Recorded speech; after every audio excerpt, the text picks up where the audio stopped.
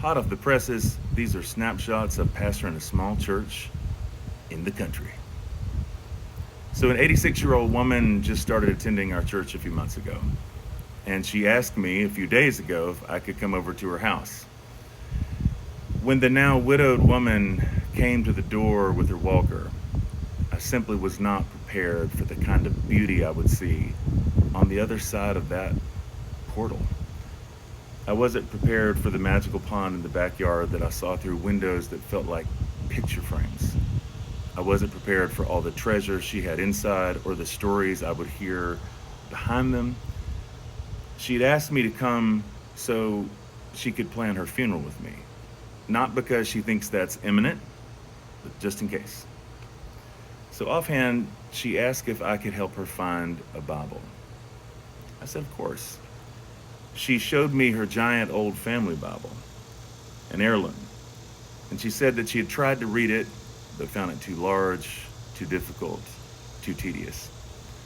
It wasn't until that moment that I realized that the Bible that we would get would be the first Bible she'd ever really owned for herself. I found her a Wesley Study Bible that I think she's really going to like. And you hold a Bible a little differently knowing it will be an 86-year-old woman's first, you know?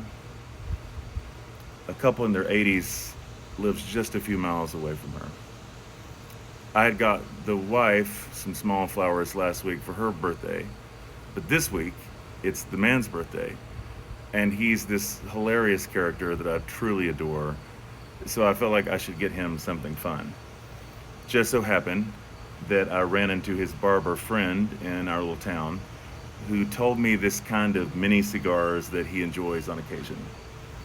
It felt like an act of mischief as his pastor to get and leave those on his front porch.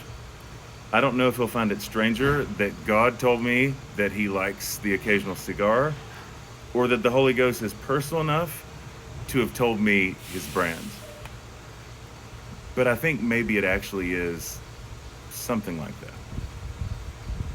I wrote a cynical scene late last night of a pastor who drives past all this beauty on the way to church, bathed in the glow of Sinai glory. And then when he climbs into the pulpit, he rails against a godless world in which all the cities are burning. The truth is that the world is on fire for me too. But with bushes that are on fire that will not be consumed.